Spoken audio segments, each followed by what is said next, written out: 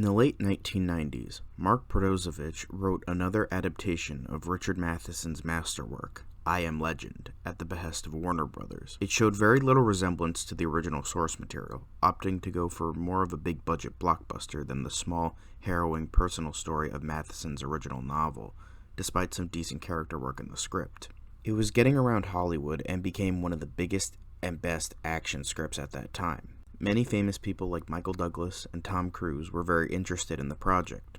Eventually, Warner Brothers chose Ridley Scott to helm the project, with Arnold Schwarzenegger to star as Robert Neville. After reading the script, Scott was very dissatisfied with it. He had John Logan write another version that was a bit closer in tune to the original work, and was more of a blend of action and art house than Protosevich's script was. By 1998, it eventually fizzled out, and we didn't get another version until Francis Lawrence's I Am Legend in 2007. With this, though, both Protosevich's script and John Logan's script managed to make it onto the internet. I will only be breaking down one of them, and it being the latter, only because that one is more lauded as the better version. With that, let's get into it.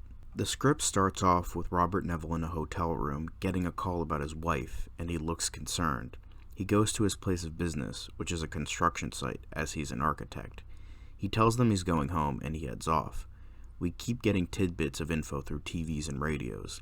He stops by a gas station with a weird old man. He gets his gas, goes to the bathroom, and leaves. He goes to the hospital to see his wife. He argues with people about seeing her. He eventually sneaks away to do so. He brings her home with the blessing of their doctor. Back at home, everything seems abandoned, with Neville's wife getting sicker. Cut to a little more than 3 years later.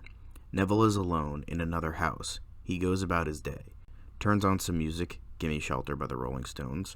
Makes breakfast, is scanning his giant map of LA, which is filled with X's. Puts on a Kevlar bodysuit, gets into a modded Range Rover, and drives away from the house, which looks like a compound or a prison. We see the city in full view, and it's an abandoned necropolis. We cut to a radio station with equipment all over the place, with Neville trying to contact people through a recorded message. He tries to get gas, but to no avail, and he marks it off his map, the X's. He heads to a bank to get light bulbs. The money is ignored. He does more inane things to keep himself occupied. He eventually sees some deer, and he shoots and kills one. He then heads into a hotel. He goes into the kitchen and finds some honey. He takes it. He finds some creme de menthe behind the bar in the hotel nightclub. He takes a few swigs. He then heads into a ballroom. He finds 2 humanoid figures under a blanket, which Neville shoots without hesitation. Then something attacks him and he loses his gun. There is a short action sequence. He eventually kills the creature. He then opens the room to sunlight, but there isn't any more creatures. He then smokes a stogie to calm his nerves. He gets out of the hotel and has a short fight scene with some feral dogs. He loses the rover because of a pierced tire. He runs home since the sun is going down, running through debris of an empty city.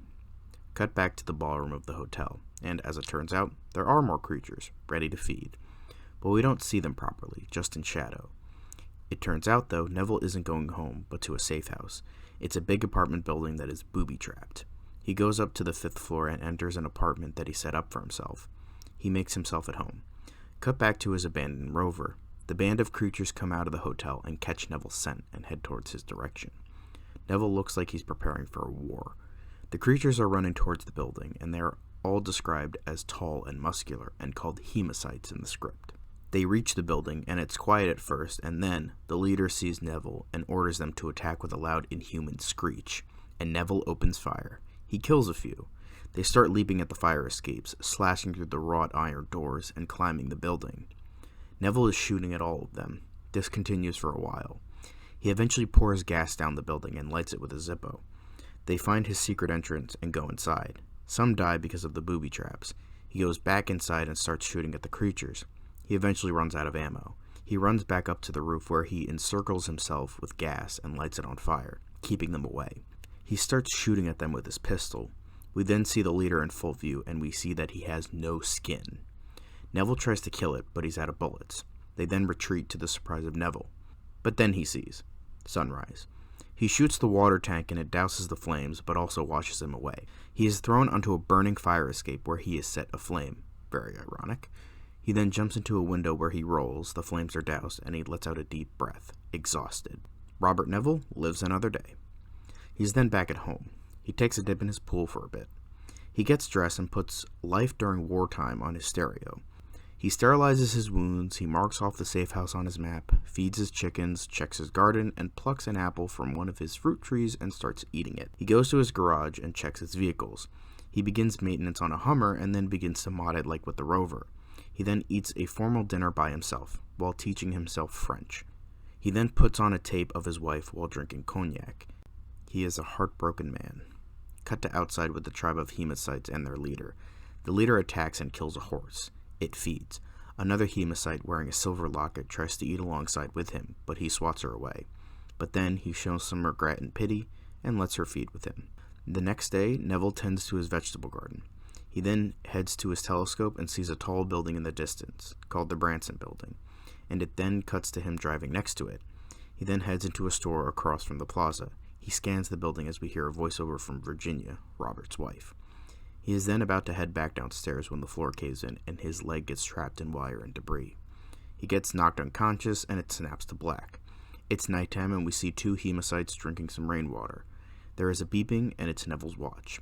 He wakes up and there is a pool of blood below him from his leg. He sees the Hemocytes and he goes for his pistol, but because of the blood, it slips from his fingers. He then grabs his knife and hides it, and plays dead. The Hemocytes are getting closer and closer, and when one gets close enough, he disembowels it with his knife. He manages to fight the other one off and kicks it across the room. He tears his ankle free, grabs his pistol, and shoots the other Hemocyte. He limps towards the back door, and he gets out into an alleyway. He sees another Hemocyte, and it's too fast for him to grab his pistol, so he punches it instead. It's knocked out. He's about to shoot it when he sees a silver locket around her neck, the Hemocyte from before. He opens the locket and is washed over with emotion. It then cuts to him driving home in his Hummer as fast as he can. Blood is pooling from his ankle where he batters cars in his way to get home. We see that the Hemocyte is bound with wire in his trunk. He encounters some Hemocytes. He goes in reverse and eventually goes down an alleyway, which is a dead end. He's trapped. The Hemocyte wakes up trying to get out of the restraints. He goes in reverse again. Hemocytes are getting run over or leap out of the way. The Hemocyte in the car tries to bite him, but his armor protects him. He knocks her out. Insane things are happening when he comes face to face with the leader. He tries to run him over, but he dodges it. Neville doesn't care and he just leaves him behind. The leader is angry and screeches. Cut to Neville. He's at home. He takes the Hemocyte into a racquetball court and welds a lock to it. He goes in and cuts the wire off the Hemocyte. It attacks him, cuts him, and he runs out of the court while the Hemocyte feasts on his blood. She tries to attack him, but can't. He's in the medical room. He's preparing to fix himself. He takes a few swigs of vodka, sterilizes his wounds with antiseptic, and gets pouches of blood ready. Cut to him watching the Hemocyte with his bandaged forearm. She's going wild. Cut to him making dinner. The reason he was checking the Branson building was for any survivors. He's now watching the Hemocyte, and he tries to offer her food, but she rejects it. He then gives her some of his blood with the pouches he has, and she starts drinking it. We then see Neville in a study, filled with old magazines and books.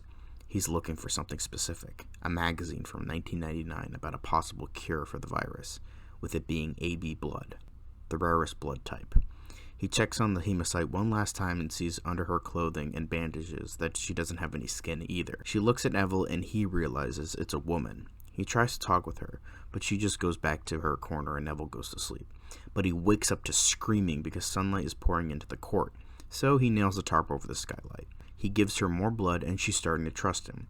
He tries to talk with her, but she doesn't talk back. We then see Neville at a library gathering books on hematology and medicine. He leaves, but the Hemocyte leader is watching him from the shadows. He even steps into the sunlight for a bit to follow him. He doesn't burn, his skin just mutates, but it's still very painful for him. During this time, some birds appear on his arms, and he pets them for a bit.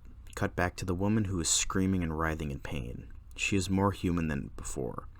Neville tries to give her some blood, but he realizes the blood is doing this to her. He is watching her, and now she has a skin-like substance all around her body. Neville wants to try something. He sets up various human things around the court to stir up some memories. He wears a bodysuit just in case, but her animal feralness is almost gone. The skin-like substance is almost albino-like. He tries to communicate. The only thing that comes out of her mouth is garbled noises. He tries to understand her world and his role in it. He eventually leaves. She kneels by some clothes and begins to feel them and starts to almost sing. While cutting up some vegetables, he notices a noise by the windows and he sees thousands of starlings fluttering against the glass, almost like reconnaissance. They leave and Neville is stunned. Neville goes to the woman and gives her more blood. She is now almost as human as she could possibly be. He is about to leave when she shrieks. He comes up to her. She feels his face and feels his forearm. She's demonstrating a form of trust. The leader of the Hemocytes is in a headquarters and seems to be in some sort of meeting with the rest of the Hemocytes. They are getting excited over something, but we can't discern what exactly it is. Cut to Neville, who is giving more blood to the woman despite running out of his supply, despite his attempts to replenish it. He goes to see her, and she finally says something. Her name, which is Emma. He says his name is Robert. She tells him that she knows he thinks that she is an animal. He tries to deny it, but she knows he's lying. They continue to talk mainly about living like this as a human. Neville thinks he can help them, but she states that they don't necessarily want that. He asks if she wants to see the sunlight. They go into the living room, and she sees the sunlight as blinding. Her mutated skin changes in the sunlight, but it's not as bad before with the leader. They talk about who she was and what she is. Neville wants to figure out where they are stationed so he can kill them all. Neville remains stoic while she questions his methods. It cuts to after a dinner. Neville has eaten while Emma has not. They continue to argue. She explains how he is a hunter, the being that comes out in the day and kills them. He states that he only became that way because of them. She asks what his endgame is, and he eventually states how he just doesn't want to be alone anymore. He pulls out the silver locket. He asks her about it. She states that even though it is her in the picture, she doesn't recognize that person anymore and doesn't want to remember it. Cut to outside, and we see the leader watching them converse. Cut back to Neville putting Emma into the court. She states she's not an animal. It's nighttime and Neville is still awake. He sees smoke in the city. He goes to his telescope to check it out. He sees something at the Branson building, as well as vultures. He goes to the court and gives Emma some blood and unlocks the door. He wants her to stay but not be a prisoner. She is willing to remember now. He leaves. Emma walks around the house and she puts on one of the cassettes of Virginia. We see Neville at the Branson building with Virginia's voiceover while Neville doesn't know what to expect. Emma is moved by Virginia's words. Neville sees burned remains of humans. It was done recently. A jeep has a radio going with his message on it. This is his fault. He sees a blood trail and it leads to a slash body that Neville cradles, distraught. He is in a state of unspeakable torment. Emma cries at Virginia's words. Neville buries the bodies.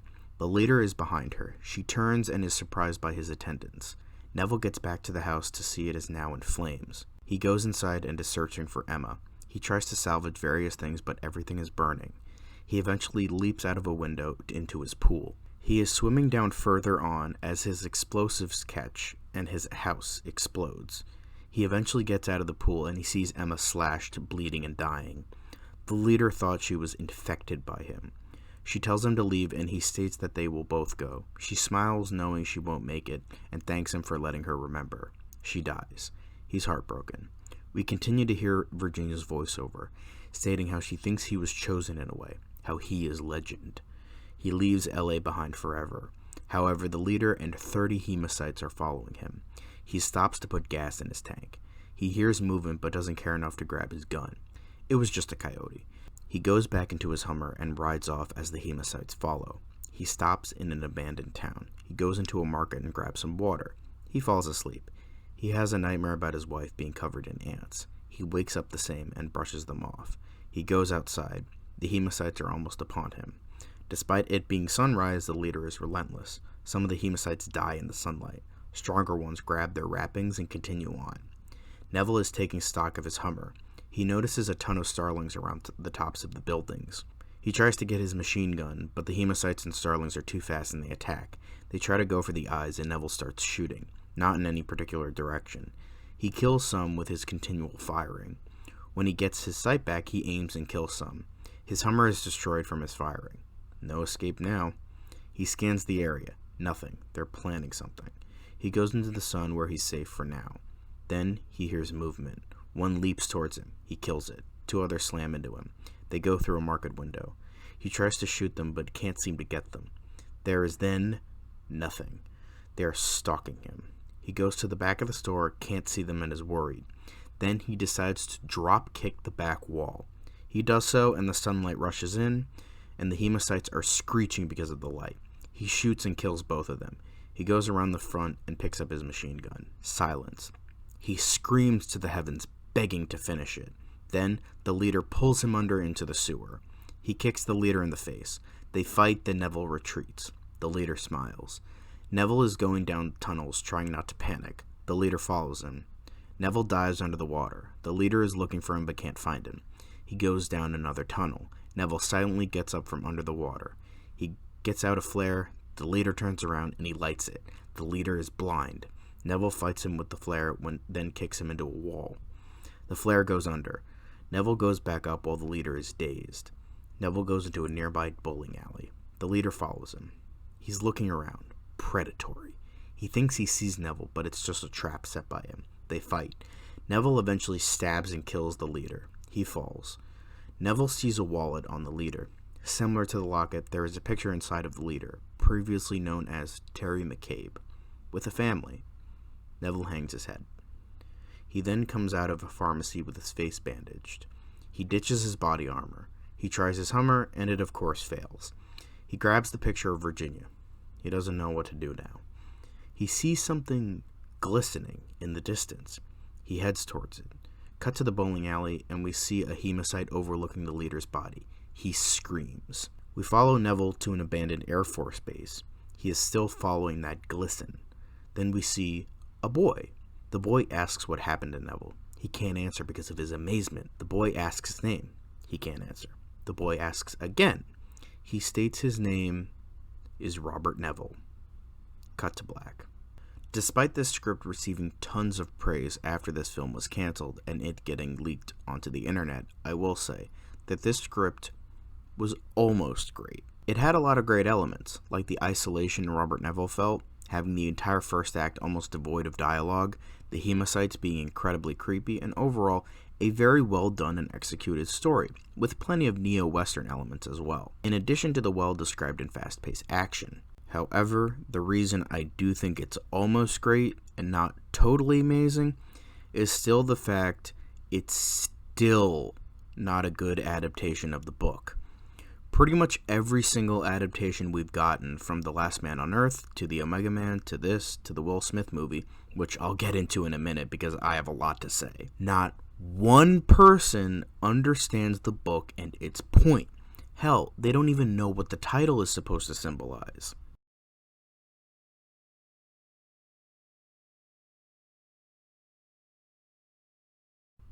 In the novel, the whole point is that Robert Neville is the villain. The point of the book and its title is that he is legend, not because he finds a cure or he's the fucking chosen one or whatever horseshit. He is legend to the next evolution of humans because he was their hunter. He was the being that lived in the day and slaughtered their kind at night. He becomes a legend to them as vampires are a legend to us. I'll give The Last Man on Earth and the Omega Man credit for not using the title I Am Legend, because they didn't try to understand the book at all. But with this script and actual adaptation that does use the title, it's just that much more of a slap in the face to the novel, because no writer, with the maybe exception of John Logan, even really attempts to adapt the book properly, especially when the 2007 movie is the worst one of the bunch. I'll give Logan credit here, is that he did try to put those various points of the novel in the script, like Neville being mentioned that he is the hunter of their kind for no reason. But many of these moments are brushed aside for action or for no reason at all. I'll give the script this as well. It's a very well executed story and very well written. If you don't know anything about the book or try to compare them, it's very good, although the mano-a-mano battle at the end felt very cliched and tacked on. Outside of that though, it's very good. But the problem with a lot of these adaptations is that they're making this small personal story of a man trying to hold on to his sanity into this blockbuster extravaganza when it isn't supposed to be. As I said, quite a few good character moments are brushed to the side in favor of action. Not all, but some. I feel as if this version got a few more drafts and John Logan's sticking to his guns about more character and less action, this could have been something incredible, but all we have now is the Will Smith blockbuster that was mediocre at best. Speaking of, what I find so funny about the Will Smith movie is that a lot of it is taken from this version of the script, just waters it down, a lot of genuinely good moments. Yet the co-writer is Mark Protosevich, who wrote the original screenplay, which was more of a blockbuster epic, with the other writer being Akiva Goldsman. No wonder this was so bland and mediocre. Now, I have not read the Protosevich script yet, so I don't know how it compares to this version on how similar they are. I just found it to be rather interesting. But the Smith movie, as I said, is just a watered-down version of the Logan script. It takes out all the suspense, creepy moments, genuine character moments in favor of mediocre action, forced emotion, killing a dog to get a rise out of the audience. How original. And no attempts to be thought-provoking, especially with the new ending, which was slapped on after test audiences hated the original one. The original ending is definitely better, because it at least attempts to be thought-provoking like the novel. But the problem is, as many people stated, that there's no build-up to that ending. Unlike in the Logan script, which has moments of the Hemocytes becoming more evolved, which is ironically dashed away in the ending as well, there isn't any sort of ideas or themes of the monsters being that more evolved version of human in the 2007 movie. They just kind of slapped on the ending in hopes that it could be thought-provoking like the novel, but with no good writing to back it up. Then you have the blockbuster ending showing that humans will forever be the good guys even though the hero dies, which is fine, I guess. I'm just sick and tired of people making this a huge blockbuster when it isn't supposed to be. Just have WB sell the rights to A24 and get Robert Eggers to write and direct, and maybe it'll be something good. But for right now, we just have a great novel turned into 3 decent movies that are piss-poor adaptations of the novel.